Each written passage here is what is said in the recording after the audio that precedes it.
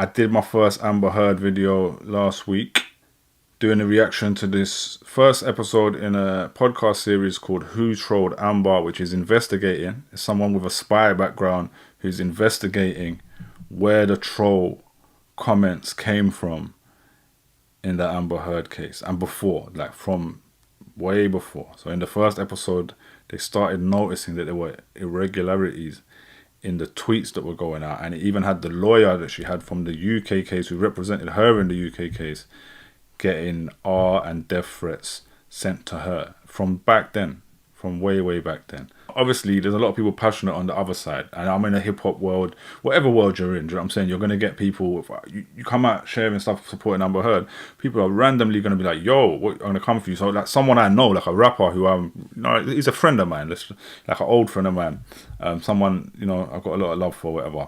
He came out saying, you tried to say, I'm not really invested in this, but, it's a bit blind to say she's innocent because, and then he brought up this guy, Douglas, what was his name? If I search Amber Heard, Douglas, will this come up? Yeah, Douglas Stanhope. He brought this guy, Douglas Stanhope, and telling me how this guy is a comedian. I didn't even know this. And the amount of times I've gone back and forth with like Depp fans, for none of them to have brought this up to me, it can't be that significant. But he was like, he released an article about how Amber was abusing Johnny, and he witnessed it. He brought this article out years before the trials. And I was like, okay, let's look into that. You know what I'm saying? So I looked into when that happened. Here, look, here's the article. Johnny Depp is being blackmailed by Amber Heard. 29th of May 2016, yeah? And then I looked this up. So it was 29th of May 2016, yeah? 23rd of May 2016, she filed for divorce and took out a restraining order. So it was like a week later. Like, get out of here, bro. That was just part of Johnny's hate campaign. Someone he knew, or someone he paid, or whatever, or just another man getting caught up in the patriarchy, wanting to stand up and like stick up for his male friend or who he's a fan of. I think he's just begging it, to be honest. But yeah, so that's a funny comment I got this week, telling me that but there was this evidence, so you should go and look at it.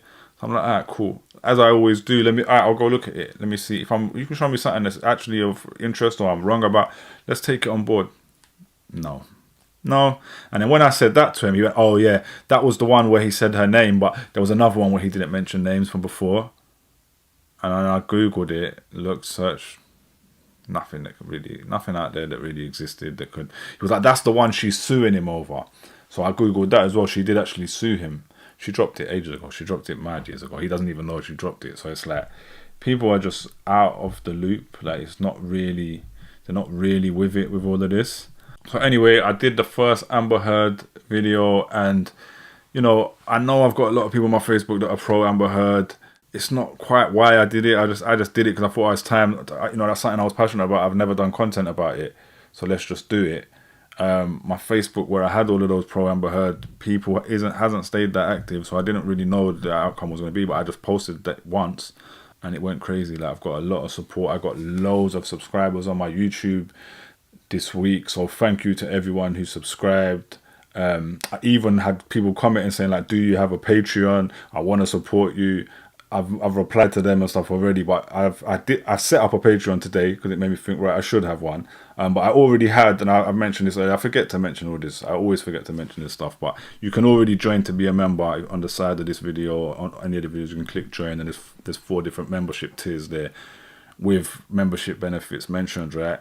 I set up a Patreon today, which is patreon.com/social justice warrior. I put 4 tiers of things there as well, but I haven't put any like membership benefits in there because I haven't really thought about it much. So, whoever commented that and whoever wants to get involved in that, maybe let me know what you'd want to be involved in it. I think definitely eventually I'd like to start doing private lives, like especially on the Amber Heard stuff and stuff like that. Certain private lives where we kind of, I'll keep the right wing people out.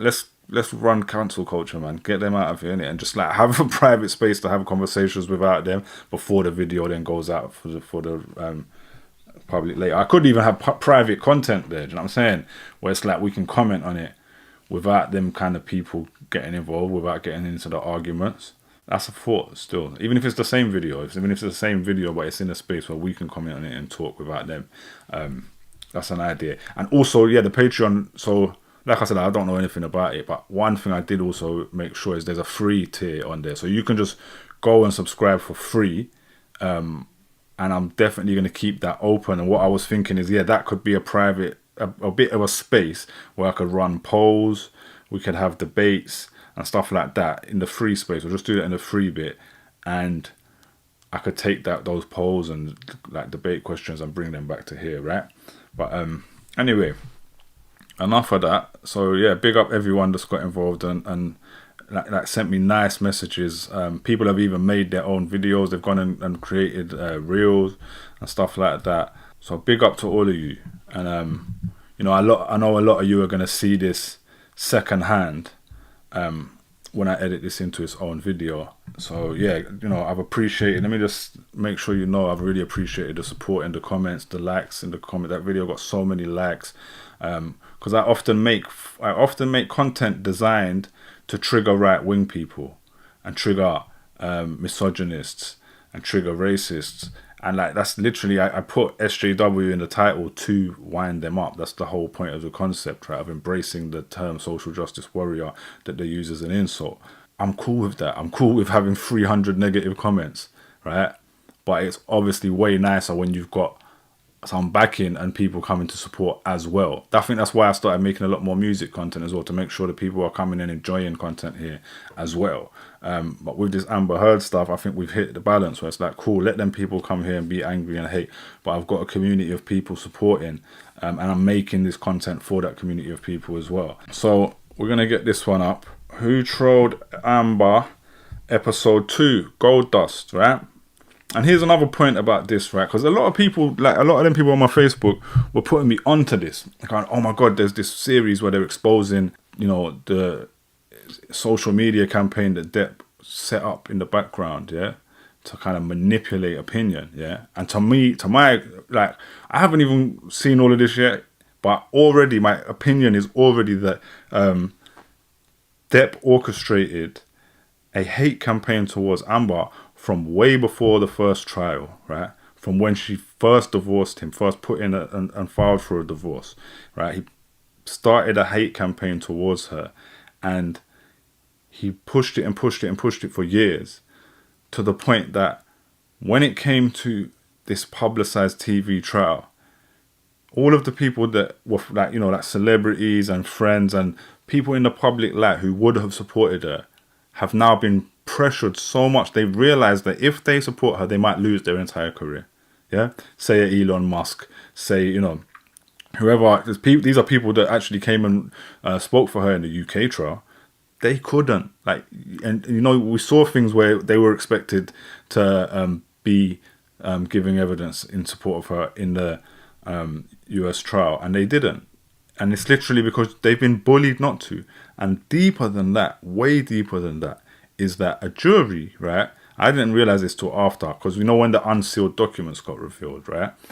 That also reveals the jury's names later. I don't think it can be revealed while a trial's going on, but the jury's names, I think, have been revealed later. And I think a jury generally knows that. They know their name can be revealed later. So all of this abuse, death threats, yeah, R threats, all that, you know what I'm saying, SA threats, all that nasty, real bullying, pressuring to be on this side, there's no humanly possible way for that not to impact the jury, yeah, for it not to impact their opinion just from seeing all of the kind of biased media about it, but also for them not to be afraid, that if they find her not guilty of these things, that they won't be given abuse for the rest of their lives, because they would have been. Let's just keep it real. They would have been given abuse. So when I deep it, this whole like orchestrated campaign, yeah, even if it wasn't an orchestrated campaign, if it was just public people all getting together and bullying on the internet, you've completely removed any chance of a fair trial. So there wasn't a fair trial. It's as simple as that. But yeah, we did episode 1 to this last week. If you haven't watched it already, go and watch the first episode. There's 6 episodes in the series. I'm going to do all 6. I want to do them weekly, every Thursday, 9 p.m. I'll try to get the episodes out, like edited and out as a separate video by the Friday or Saturday. And yeah, I think one thing that's making this do well, like I went on a tangent there, but what I was trying to say at the beginning is, Amber Heard supporters on my social media told me about this and how exciting it was. And then I went on, and look, this is the first episode had 3,000 views. This second episode here has 1,500. I've done more than that on my reaction videos to the first one already. Yeah, not more than I haven't done more than the 3,000, but I got a feeling I might. And that just shows that this is really not getting a push. On one side is that I don't think Amber Heard content gets pushed like that or by YouTube. I don't think, any women's rights content gets pushed by YouTube. It's a very white male dominated space. But I think one thing that's helping with me doing this, and some of the comments actually said this, is that, this is just the audio. And sometimes people will even struggle to pay attention and stuff like that. So me sitting here, having someone on the screen to engage with and kind of pause it, talk about it and stuff like that, I think actually does quite help a lot. So I'm just hoping that this video, I hope the guy who made this isn't bothered by me doing this. I've made sure to put the link to his original podcast in the link for my reaction, so you can go back and just listen to that on its own in your own time when you want to hear it again, because you don't always need to hear my take on it. But yeah, more than anything, I'm doing it as a support for people to hear this. So anyway, that was a long intro, but let's get on to part 2. Gold Dust, this one's called. Tortoise. Just a warning before we start, this series contains strong language and descriptions of violence. Emmanuel, leave it alone. Emmanuel, don't do it! Emmanuel. Let me tell you a story. Not about Amber Heard or Johnny Depp, not on the face of it at least, but about an emu. The year is 2022. Emmanuel the emu, or Emmanuel Todd Lopez to give him his full name, is in his prime. He's got millions of followers on TikTok, where he's become famous for his aggressive behaviour and for interrupting his owner's videos. Don't choose violence today. Please, every day we go through this. Gosh. He even appears on the Jimmy Fallon show. No, oh no, Emmanuel? Emmanuel, no. Emmanuel? Emmanuel, no. No. This flightless bird is a celebrity, maybe not on Johnny Depp's level, but pretty big. But a week... I just want to... I'm glad that we're actually pulling this up from the start, right? Because just out of interest, I was like, I don't know nothing about this story, man. But I was trying to find it in the background.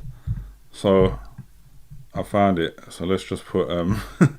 Let's put that on the screen. Let's just have a quick... It's a 1-minute video, so we know who the hell Emmanuel is. Oh no, Emmanuel? Emmanuel, no. Emmanuel? Emmanuel, no. No! You're being a menace. Emmanuel, don't do it! Emmanuel, don't do it. Oh, she's not listening. Can I get someone here to help me? So this is obviously a puppet. Taylor, Blake! It's Taylor! Taylor, Blake! So nice to see you. Thank you. Taylor, can you help me out, please? I can try. Yeah. Let me see. Emmanuel, no. Don't do it. Emmanuel, don't do it. Oh, no, not you two. Jimmy, don't do it. Jimmy, no. Jimmy, do not do it. Jimmy, choose So he's like... Choose joy, Jimmy. Copying the emu. Fallon Jr., don't you do it. Do not do it, Jimmy. You're here to tell jokes, Jimmy. You're here to tell jokes. Don't do it. All right. You know what? You two go ahead. So that is a puppet. I thought it was gonna... I thought in some of the other videos it looked like an actual emu, like a living one. Anyway, let's continue from this. After he's on TV, tragedy.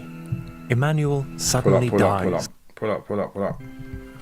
But a week after he's on TV, tragedy. Emmanuel suddenly dies, struck down at the height of his fame. The hashtag RIP Emmanuel starts trending on Twitter.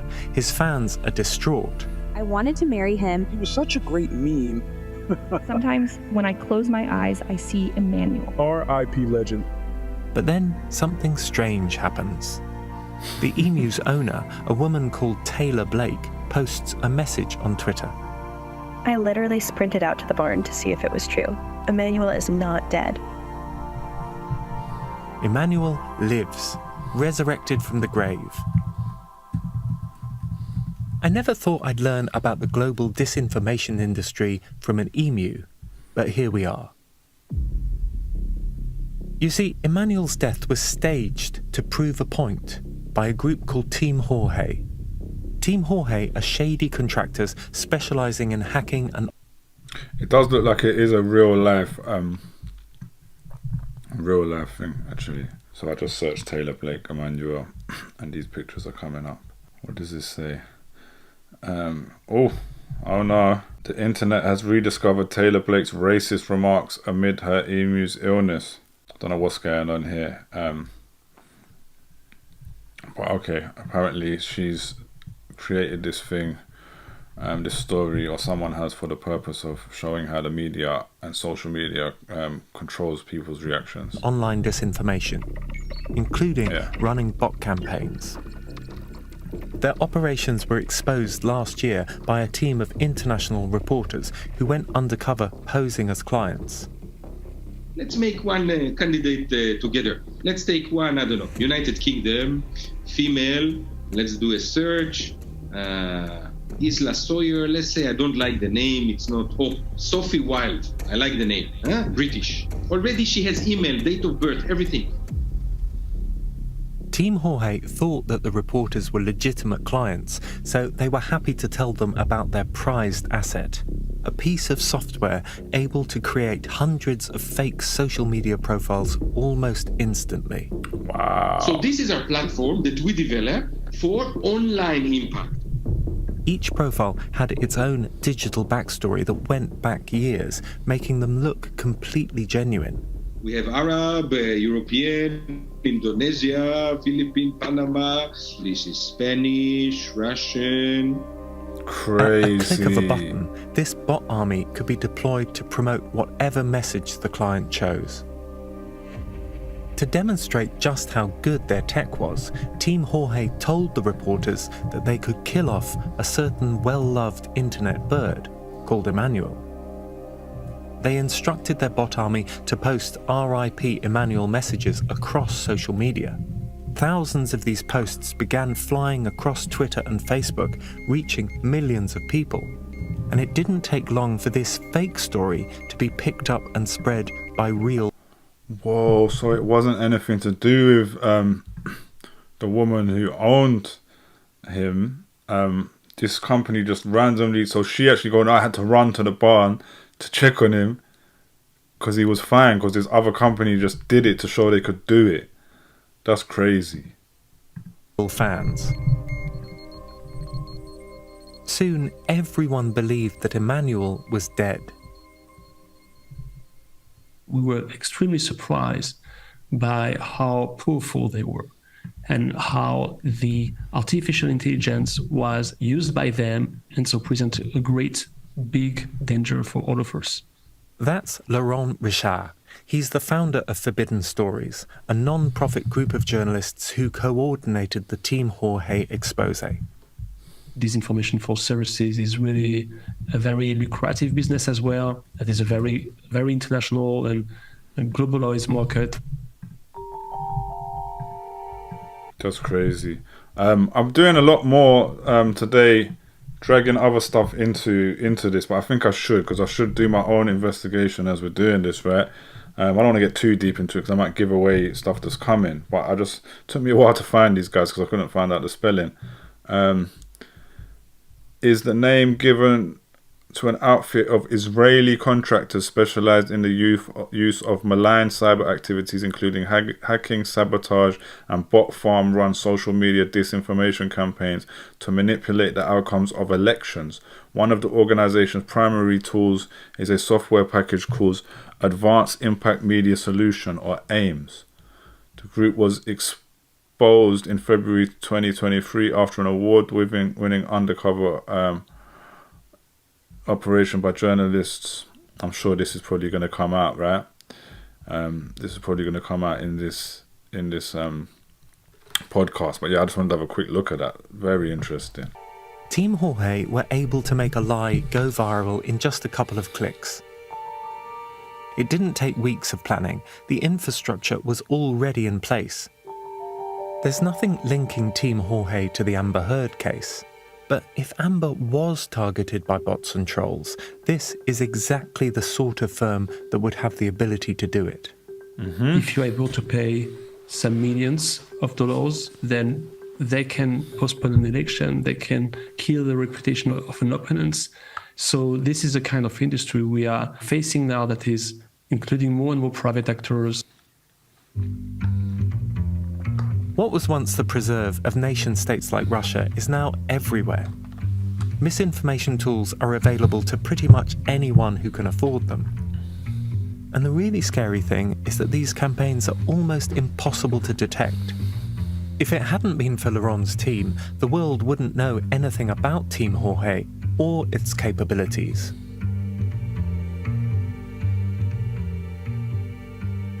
But in our case, we do have reason for hope.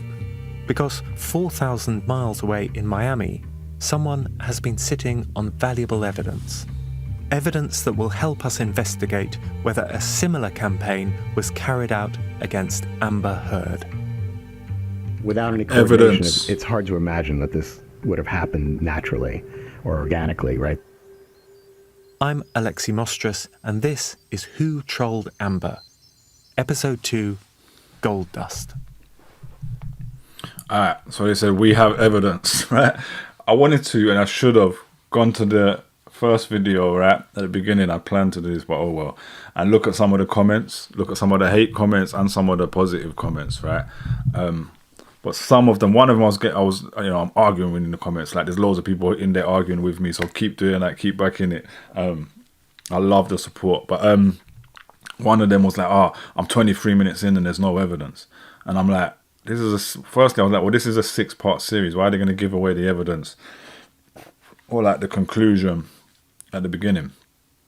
But I was also like, well, there actually is evidence. There's evidence in the first episode of her lawyer explaining about the threat she was receiving and the evidence. You know, there was a number, even just the investigation and the investigator noticing this barrage of tweets and posts about Amber Heard all the way back then, before the American trial, before the UK trial, that was really just inconsistent and strange and seemed like kind of bot activity. That's evidence. Like, maybe you don't know what evidence is, but evidence is many things. Good afternoon and welcome to Miami. Local time is 5:02 in the afternoon. I land in Miami in the middle of the hottest summer ever recorded. Florida is sweltering. I'm here with my producer, Xavier. We're going to interview Ron Schnell, who is a computer expert who testified for Amber at the trial. He was going to come on to see us on his Segway, because he really likes playing Segway Polo. But apparently the wheels are shredded, so he can't do that anymore. He said that he had been doing some work on the broader question, was there a bot campaign against Amber Heard? But that he hadn't been able to speak about that at trial, because by the time the trial came around, that wasn't an issue anymore. So I think that he might have, hold on, let me just turn right. I think he might have evidence about bots that he didn't present at trial. And just to give the clarity or the context, that in the first episode they explained that Amber's team had put forward that they wanted to address this issue of bots, and they were told they weren't allowed to. So that was removed from evidence, and they weren't allowed to mention that in the trial. So he when he spoke, it was restricted. Watch the first episode to get the exact wording of it. But yeah, they were restricted in his testimony in the actual trial. My hope is that he's going to show us that evidence.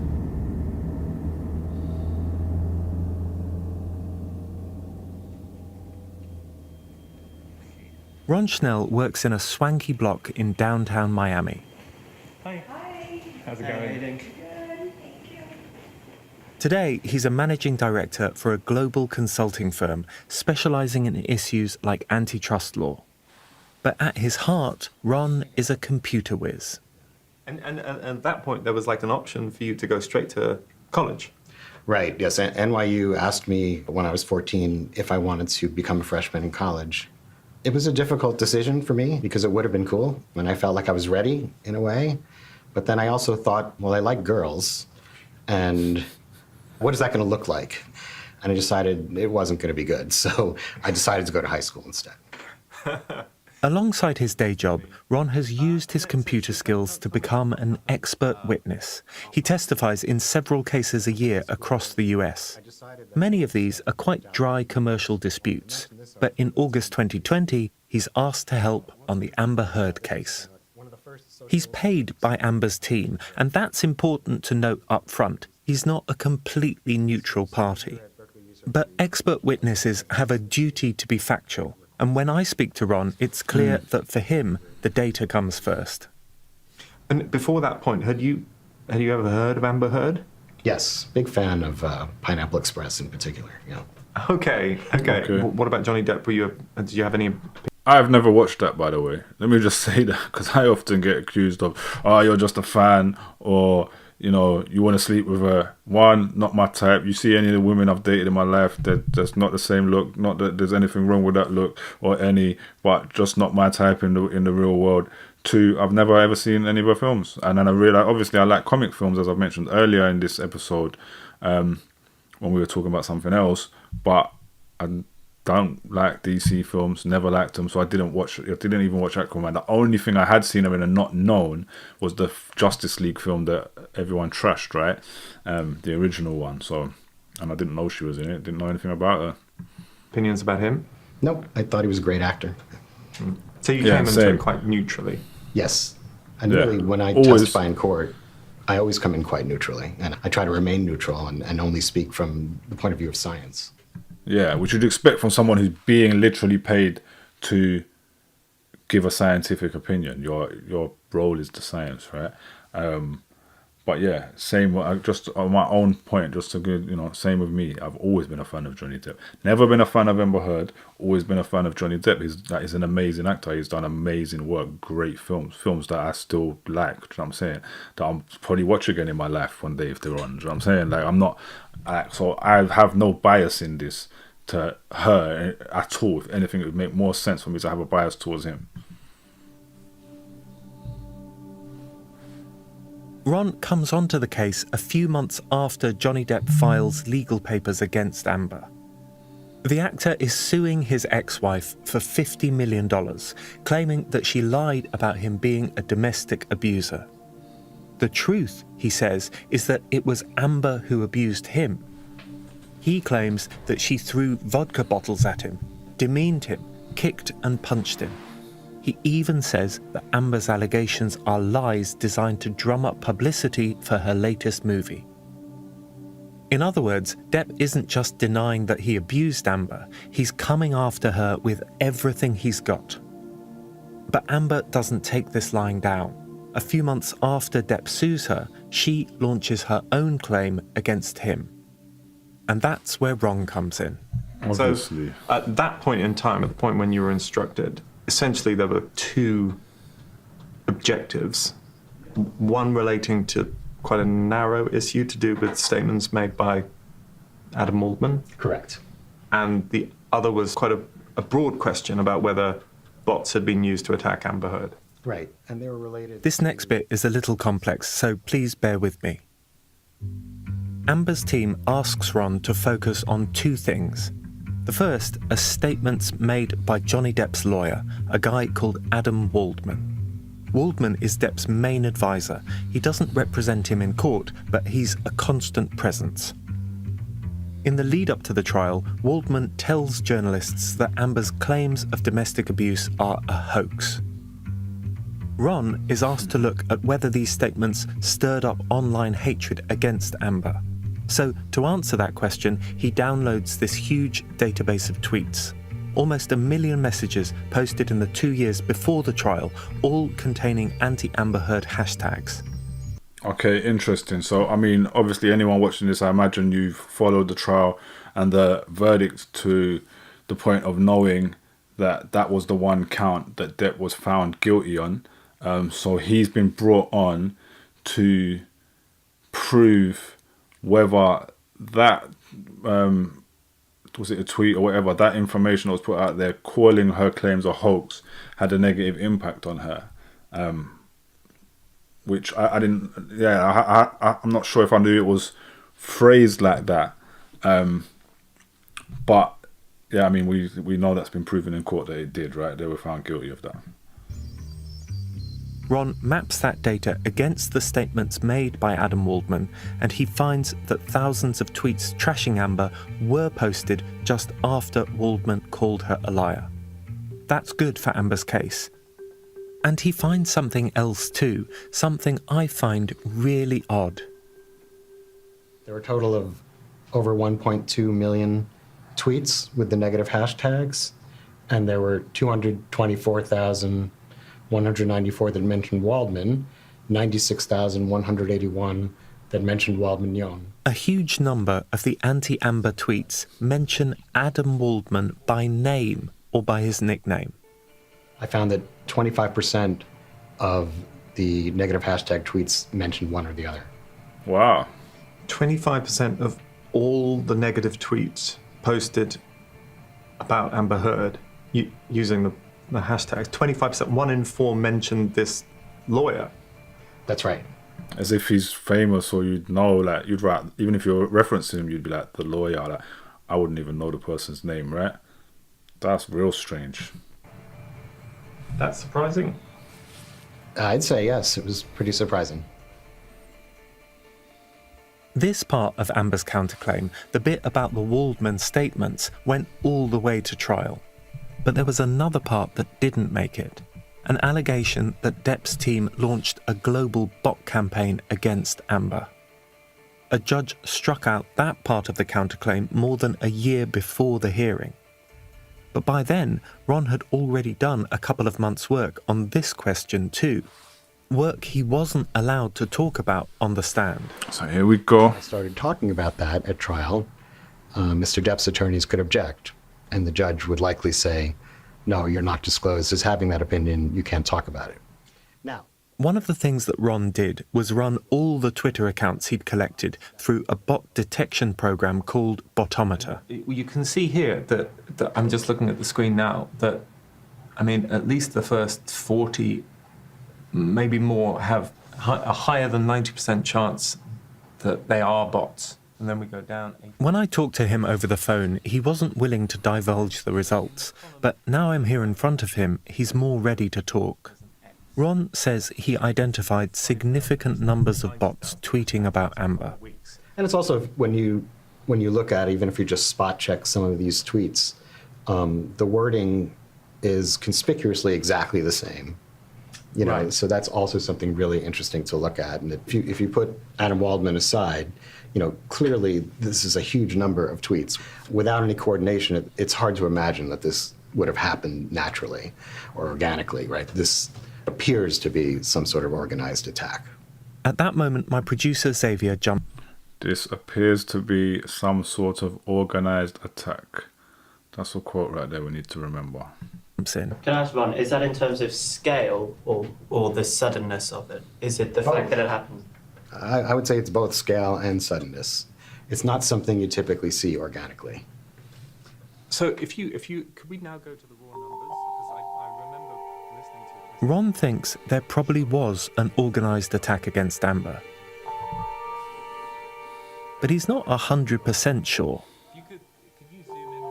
The counterclaim's dismissal stopped him before he could complete his research. If this is a marathon, I'd say he's run the first 5 miles. But Ron is happy to help us finish the race. And that's an interesting point for anyone who kind of was like, oh, he's biased or he's only doing this because he's being paid. His investigation stopped of that part. That part of his investigation stopped when it wasn't part of the job anymore, right? So he's literally there just doing a job because it's just based on the data of what he's being asked to do or what he's allowed to do. Do you know what I'm saying? So it's not like he was there trying to do something just for Amber, because they could have carried that on and tried to expose that themselves. Do you know what I'm saying? He's giving us his database of anti-Amber Heard tweets. And this is gold dust. Since Elon Musk took over Twitter in 2022, he's basically prevented researchers and journalists from downloading large quantities of data. And even if we could download a similar number of tweets today, lots of the accounts which were tweeting back then have since been deleted or suspended.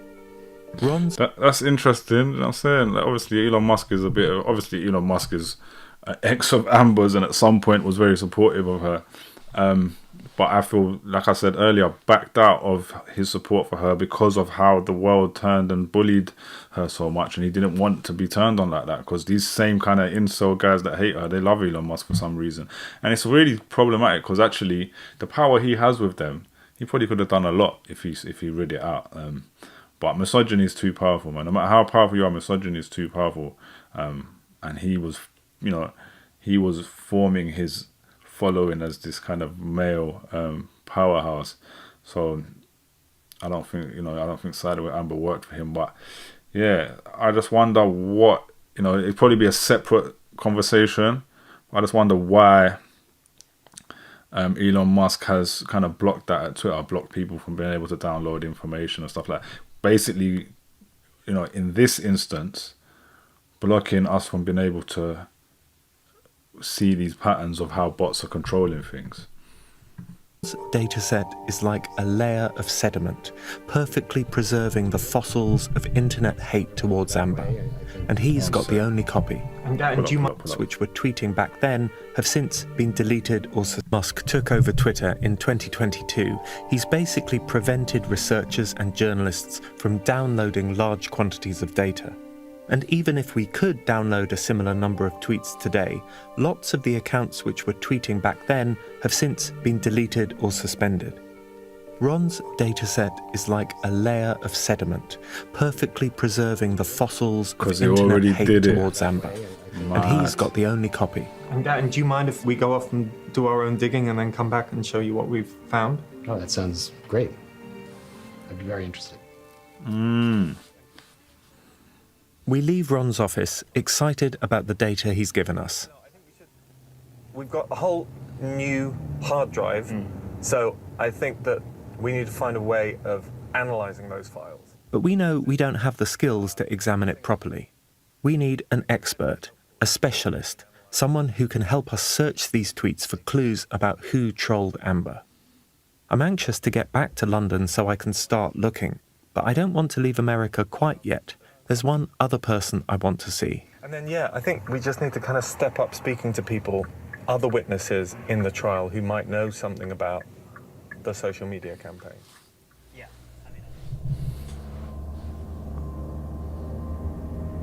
As we leave the city, we pass under some gleaming skyscrapers, and I notice this huge billboard with Johnny Depp's face on it.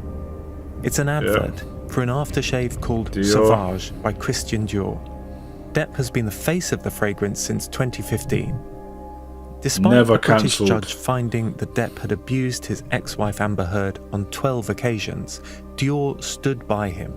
In fact, just months before we flew out to the US, Depp signed a new $20 million deal to extend his Dior contract for another 3 years. This is the call of Sauvage, au toilette. The tagline of the fragrance is Sauvage, wild at heart. It's quite a ballsy slogan for an alleged domestic abuser. And for me, it's hard to see this sign and not think of Amber herself. She used to have a similar contract with L'Oreal, another beauty company. When I believe in something, I'm all in. I don't think I even knew that, I don't think I even knew that. So that's crazy. And I'm going to take it, this is what they're going to be getting at anyway. But it's like, all these guys talk about cancel culture. Oh my God, Johnny Depp got cancelled. No, Johnny Depp didn't get cancelled, because Johnny Depp's still on billboards. Like, I see them billboards in London all the time. Johnny Depp's on billboards everywhere, still getting paid 20 million. She got cancelled, yeah, before any kind of outcome of any trial. And really, the people who get cancelled in this world are usually the women, the black people, yeah. And when it comes to any kind of equality issue, it's the people on the other side that actually get cancelled, yeah. It's not actually even Dave Chappelle. It's not Dave Chappelle who gets cancelled for a transphobic comedy. He gets given another contract. It's the transphobic workers who complained who got sacked. You know what I'm saying? It's always actually the left side of the argument who get cancelled. The beauty company. When I believe in something, I'm all in. So if I'm going to be blonde, it's got to be great. She no longer has that contract. Now, Depp fans would say this is all fair enough. Depp may have lost the UK case in 2020, but he won in the US 2 years later. And someone said, I thought you said white people couldn't get cancelled. No, I said white men can't get cancelled. Yeah, I said white men. And there's examples. They're very rare. There isn't really many examples of not really many examples of anyone being cancelled. If we're really honest, cancel culture pretty much doesn't exist. But it's only, yeah. And don't get me wrong. There's a white man in the UK who's the biggest example, like one of the biggest examples of being cancelled we've ever seen. His name is Jeremy Corbyn, yeah, and he is cancelled because of his politics. He is cancelled from being on the left in politics. So again, what the actual issue is, the right can't really be cancelled, yeah. The left are cancelled all the time in actual reality. The left is cancelled politically. The fact there is no left-wing representation in mainstream politics means the left is cancelled on the whole in society. They are a cancelled concept. Yeah, pretty much that's what it is. You know what I'm saying? Women are cancelled because we live in a patriarchy. Women are cancelled in so many aspects of society. You know what I'm saying? Already. So yeah, it's just... Anyway, yeah, so yeah, a white woman can be cancelled, yes. Fair enough. Depp may have lost the UK case in 2020, but he won in the US 2 years later. And actually, that's got to mean something. I'm not in a position to say whether Johnny Depp abused Amber or not. I know a lot about the case, but I wasn't in court every day. Even though the British judgment against Depp is compelling, I have to respect the fact that a US jury came to another conclusion. I've always been interested... Okay, came to another conclusion. I like this guy's thing, don't get me wrong, but this is the first time I've had to pull him up today, but I had to pull him up on something he said last time as well. Came to a different conclusion, but it was a different case. It wasn't the same things being asked, yeah? So it's not like, they put the same case forward and this time it went that way. No, it's different questions being asked, different things being investigated. And as he's been proven, different evidence being put forward. A lot less evidence being put forward. In something different. Not whether the jury's decision was right, but whether it was fair. If Ron's initial conclusions are correct, and some of the hate came from bots and trolls, could that have deprived Amber of a fair trial? And if it did, is it right that Johnny Depp's name is still in lights, while Amber has all but disappeared? Yeah, been cancelled.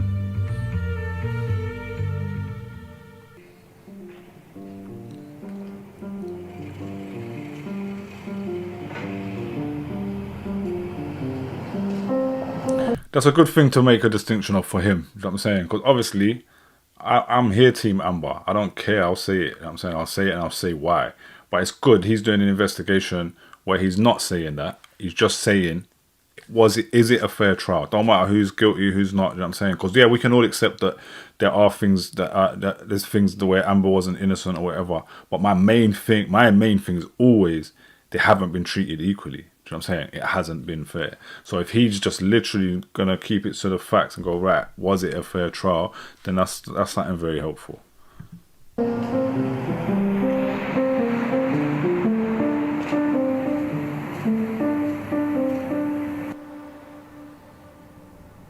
We've flown north to Jackson Hole, a rodeo town in the heart of Wyoming. The second exit ahead. And the mountains on my right kind of silhouetted against the sky. And even though I'm on a road with other cars, it kind of feels like the least polluted place in the world. It might be in the middle of nowhere, but Jackson Hole is something of a Hollywood enclave. Next to 2 national parks, the likes of Kanye West and Harrison Ford have sprawling estates in the area.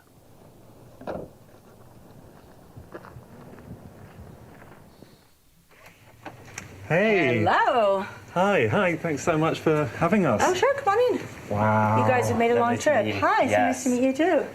This is amazing. Well, welcome to our home in Wyoming. So cool. Hollywood is 100% a relationship business. It's all about who you know and the long-standing relationships that you create and the trust that you create. Because I'm here to see Catherine Arnold, a Hollywood producer who spent decades in the industry. She has this beautiful house with these enormous glass windows. Yeah. See the mountains. I was hoping the moose would come. How often do you see them on the CCTV or like? No, we just look out there and they're right there. And they're right there. It's going to be interesting. Like, I imagine because of the bullying, a lot of people stay impartial in public. Maybe she's just here to give a background of Hollywood and how how you can get turned on and stuff like that. But me personally, like, I know some people, you know what I'm saying, in my kind of social circle in the UK who are involved in Hollywood, have family in Hollywood, like very high up, you know what I'm saying? And just on that, like the conversations I've had around them was just that in Hollywood, like Johnny Depp it's just pretty much accepted that Johnny Depp's guilty. They don't talk about it, but in those circles, it's known he's an asshole. Like, it's just known. That's why he doesn't have work. Like, it's like it's you know, all this kind of idea that she's got him cancelled because he couldn't get this job or that job. He's known as an arsehole. He has a million problems with everybody.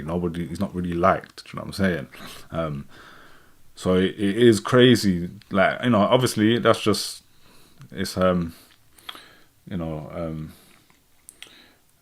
anecdotal information. You know what I'm saying? That just people are just saying to me at random. But yeah, I mean, I can imagine it easily being very true just from the information I know.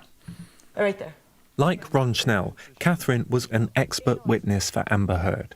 Okay. So initially I was hired to defend Johnny's claim that Amber's op-ed piece had caused him damages to the amount of about $50 million, whether that was caused by the loss of Pirates of the Caribbean or any other work that he may have gotten in that time period. And then about a year and a half later, Amber made a counterclaim against Johnny for the damages that she had incurred since the intense social media onslaught, negative onslaught against her. I was hired to analyze what her career trajectory would have been if that campaign had not ensued. Depp claims. That's interesting. So I don't know if we're going to work this out. So did she do both? Did she give evidence for both of them or just decide which? That Amber's piece in the Washington Post made him a pariah in Hollywood. But Catherine isn't convinced. It had a news cycle of less than 48 hours. Most people didn't even know about the op-ed. Most people hadn't read the op-ed.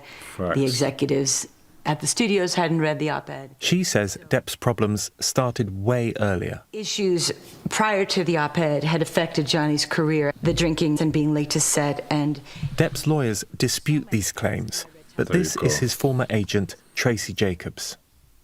Late to set, consistently, on virtually every movie. I would get yelled at. I never said to him, "You're a difficult client," but I was very honest with him and said, "You've got to stop doing this. This is He's an hurting arsehole. you." And it did. And he's a narcissist, an egomaniac. That's what egomaniacs do. They think they can turn up anywhere, be drunk, whatever. Like, this is very clear that this person is an arsehole. By the time Depp sues Amber, he's still a global superstar, but there are questions about his work ethic. Amber doesn't have the same pulling power as Depp, but she's recently landed the role of a lifetime. After appearing in a bunch of indie movies, including a stoner comedy called Pineapple Express, she's cast in Aquaman, a proper Hollywood blockbuster.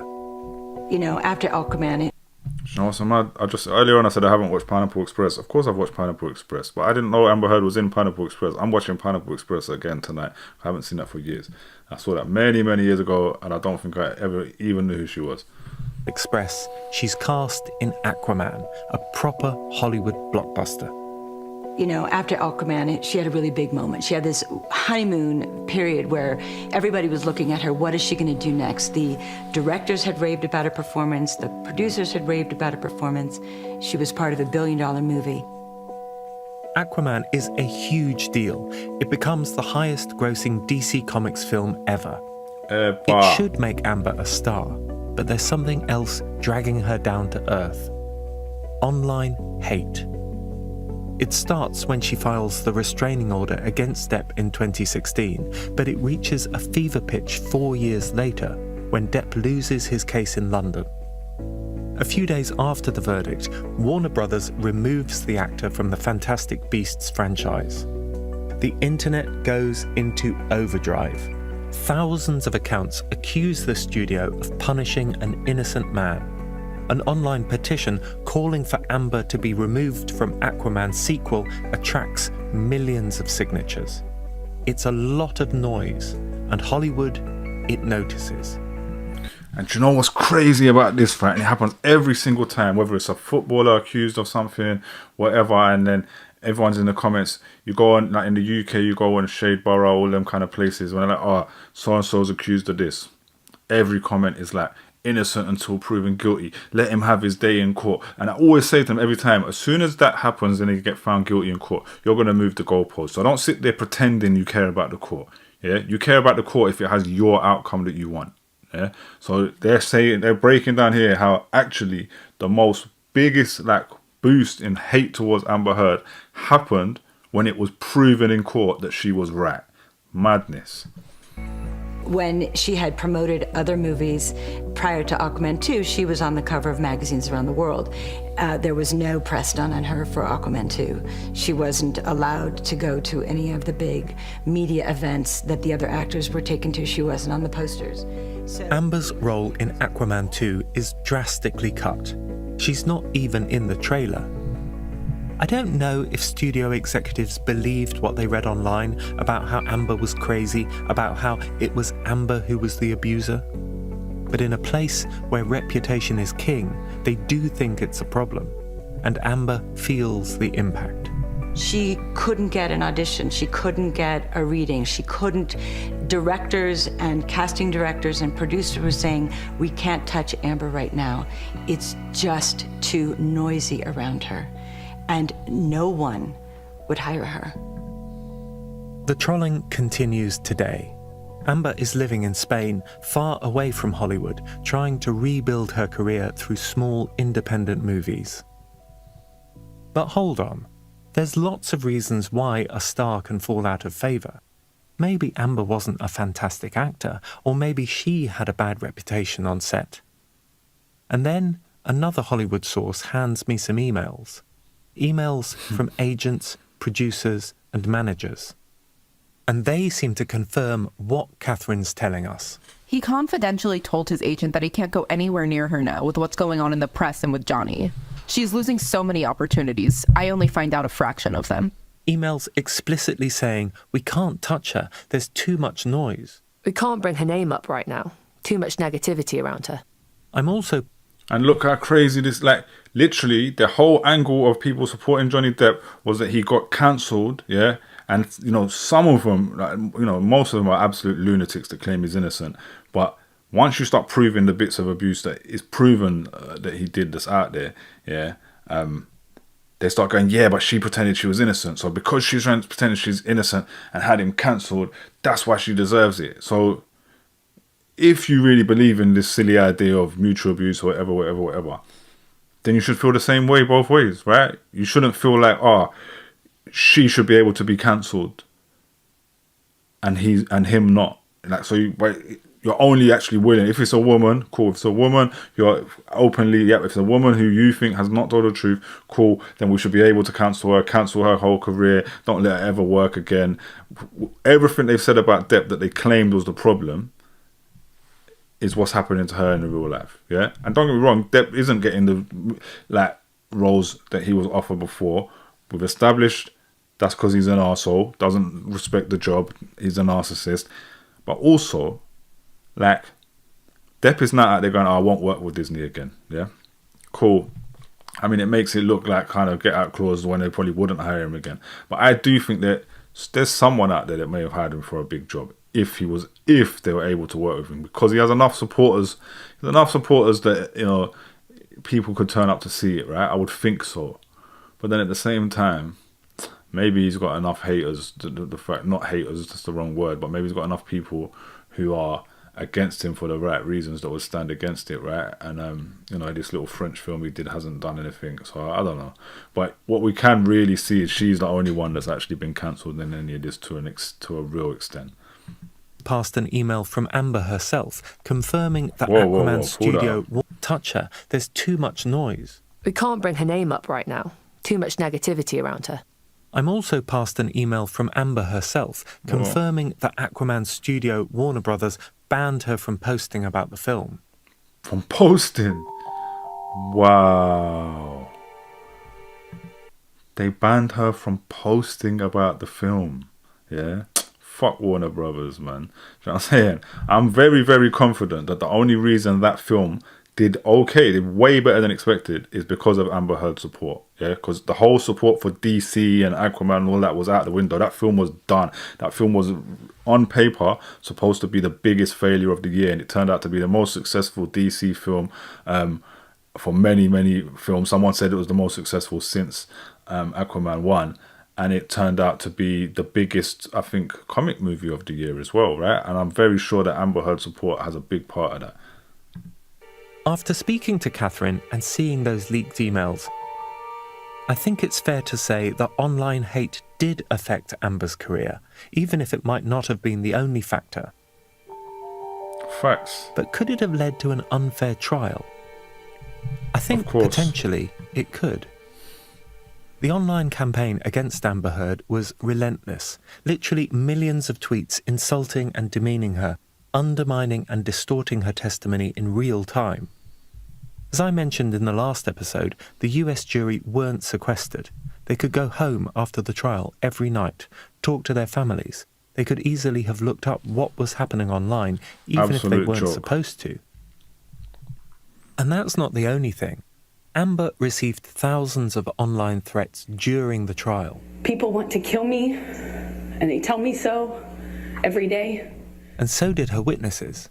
Amber's psychologist received death threats which were deemed credible by the FBI. And I know that other people were put off from testifying altogether. Even Catherine got trolled while she was giving evidence. It happened fairly immediately. So there's two parts of any expert's testimony. One, you're on direct, which is when your side's lawyers are questioning you. And then there's cross-examination. And that's when the other side's lawyers start questioning you. And in this case, because it was so long, I had a break between direct and cross. When I got off from direct and I went over to my phone to look and see if there were any messages, I saw an onslaught of people making all kinds of strange accusations and comments. And I was very surprised. Wow. It was really ugly, personal comments about my looks, about my health, about my experience level. They used a lot of really foul language, both online and text, and to my voicemail on my cell phone. Catherine won't say. That is crazy. I said it earlier, before they even said it here, I said earlier in this episode that it's very obvious that her witnesses were literally intimidated by people online, and that obviously, as a very certain fact, has a huge impact on a fair trial being even humanly possible. It's not humanly possible, yeah? And this witness is explaining that they literally, in between having examination and cross-examination in the trial, in the actual day, in between those two exactly like being questioned in court by two different by the prosecution and defense. She looked at her phone and had a barrage of abuse. It's not humanly possible to receiving that kind of abuse and the emotional impact that's going to have on you is not going to impact how you are in that room, right? And it's obviously not possible for anyone who is under those level of threats before even coming to a court won't be impacted in the decision of like to even turn up and be a witness. Herself, but I've seen some of the comments made against her. They're pretty disgusting. So here's what we have. An unsequestered jury, witness intimidation, the trolling of experts in real time. Yes. All in a let me just pull that up, so I keep interrupting. Because it's getting in. We're only 2 episodes in, you know. By the time we get to episode 5 and 6, I'm going to get real passionate out here. But literally, witness intimidation. That's what's happening, yeah? Millions of people across the world committing witness intimidation in a trial, and it's being allowed. Yeah, that's what is created in an environment that allows cameras and doesn't sequester the jury. Yeah, it's here proven. It is creating witness intimidation on a mass scale by millions of people. It's insane that there's nothing there to protect that, and that they think they can have it. That such a trial is even allowed to go ahead. So here's what we have. An unsequestered jury, witness intimidation, the trolling of experts in real time, all in a major case with millions of dollars on the line. I think this case was tried in the court of public opinion more than it was tried in the legal system, and that's my experience of this trial. Facts. I leave Wyoming with a much better sense of how online attacks against Amber impacted her life, and how they might even have denied her a fair trial. The question now is, how much of that hate was manufactured? That's a good point. So whether it's manufactured or not, yeah, we know it happened. Do you know what I'm saying? Whether it was actually just fans, and if that's the case, then, you know, the systemic state of misogyny and patriarchy in the world, and how we are programmed to defend men who abuse women, to blame women and make them into the abuser every single time. It happens every single time. Make them into the problem and to victim blame. That established system played a part. No matter whether it was orchestrated or not, we know that for a fact, right?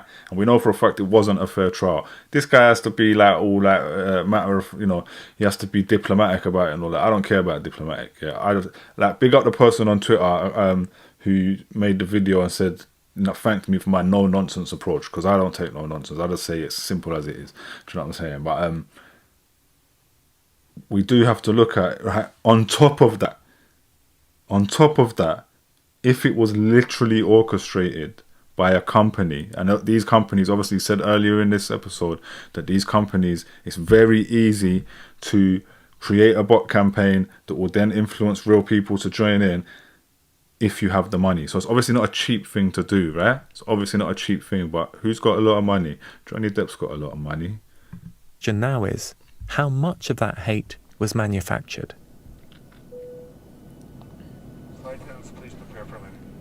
Sav and I land back in the UK, armed with Ron's database.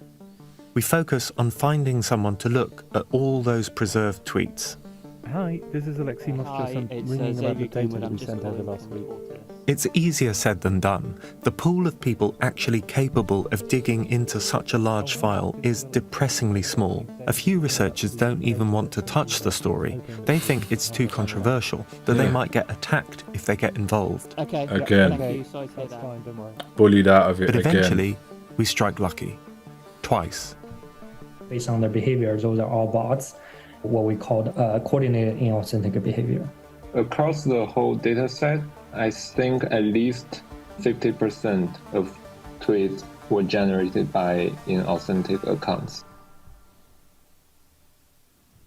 50%. Next time on Who Trolled Amber, we uncover a global campaign. All of those accounts looks suspicious. So that's a typical bot behavior. I think it's 100% inauthentic. And we start looking 100%. for culprits. It's actually fundamentally anti-democratic. You might actually be able to narrow down who's running this. We contacted Johnny Depp while making this podcast, but he didn't respond. Thank course. you for listening to Who Trolled Amber. Who Trolled Amber is written and reported by me, Alexi Mostrous, and by Xavier Greenwood. The producer is Xavier Greenwood. Additional reporting by Katie Riley. Sound design is by Carla Patella. The narrative editor is Gary Marshall. The editor is David Taylor. Alright, they just said a bunch of names at the end there, and I just want to big them all up. I'm terrible with names. Yeah, I don't remember names like that, but big them all up. That was so eye-opening. I mean, obviously I already feel like I know where this is going, right? I know they're here to expose how orchestrated this campaign was. But there's definitely some things in there that are new to me. Like the fact they're proving that Amber's witness was interrupted like halfway through her testimony with a barrage of abuse that will include threats. Do you know what I'm saying? The death threats, all sorts of threats. And the fact that, like, to any human being with any sense of basic common sense and logic, that means the trial is not fair. That's just a fact. It's a simple fact. I think I've probably said, you know, as much as I can on everything along the way, because I've done a lot of pausing and stopping and making my points. But, you know, one thing about doing this is I only have time to really do it once a week. And I really want to hear the rest of these 4 episodes. So I've got to wait a whole 4 weeks till I've completed this. But it's cool. I think that's the best thing to do anyway. After doing this series, I'm going to look for other Amber Heard content. But I think this here, I'm glad I started with this because this is one of the most eye-opening things. And I think it's quite amazing that this only has 1,500 views. Like, if the media were honest, like the actual mainstream media, this should be on the front page of every single newspaper in the world, yeah, or in the Western world, in America, in the UK at least. This needs to be on the front page everywhere. This is huge news. If it was like more back during then at least, and was something to do with Depp that supported him, it would be. Everything to do with him was posted and supported. So this is absolutely huge news, and it's sitting here with 1.5k views as if it's not going on. Do you know what I'm saying? And I think that's why I need to make these videos. That's why you all need to share these videos. Share the original podcast. Don't have to just share my thing. But yeah, share my thing as well. Make your own. I think other people should be reacting to this. This is absolutely crazy. Absolutely crazy that this information is just sitting here and it's not like a huge story everywhere.